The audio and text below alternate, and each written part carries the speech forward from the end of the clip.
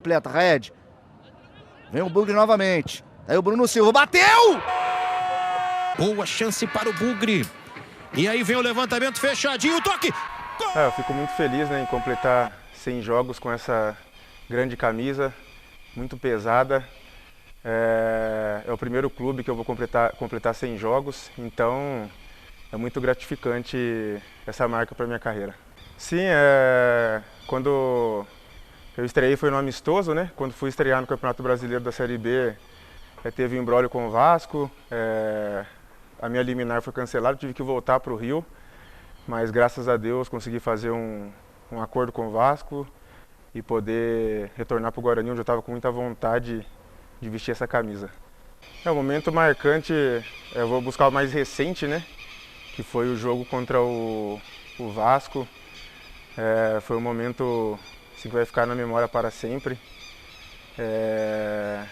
Teve outros momentos, a virada, aquela virada época no derby, só que infelizmente eu não pude estar em campo, mas estava torcendo muito pelos meus companheiros.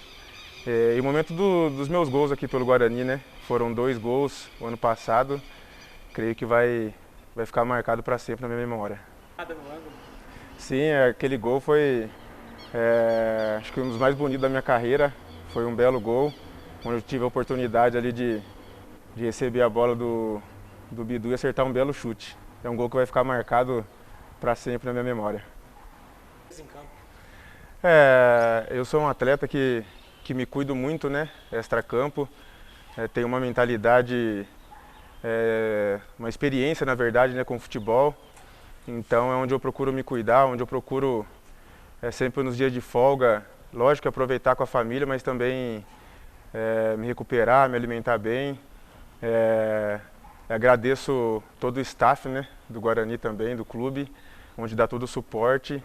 Então, graças a Deus, nesses últimos anos aí não tenho lesão, então isso também facilita essa regularidade, fazer um excelente Campeonato Paulista, conseguir somar o maior número de pontos e buscar a classificação.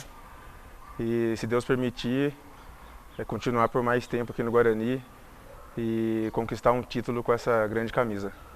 Meu recado para a torcida é que podem esperar muito empenho sempre dentro de campo, desde a minha chegada aqui no Guarani. Sempre quando eu visto essa camisa, eu visto com muito prazer, muito orgulho e procuro sempre desempenhar o meu máximo. O recado para a torcida é nos apoiar, dar força nessa sequência do Campeonato Paulista, e eu creio que a gente vai colher grandes frutos.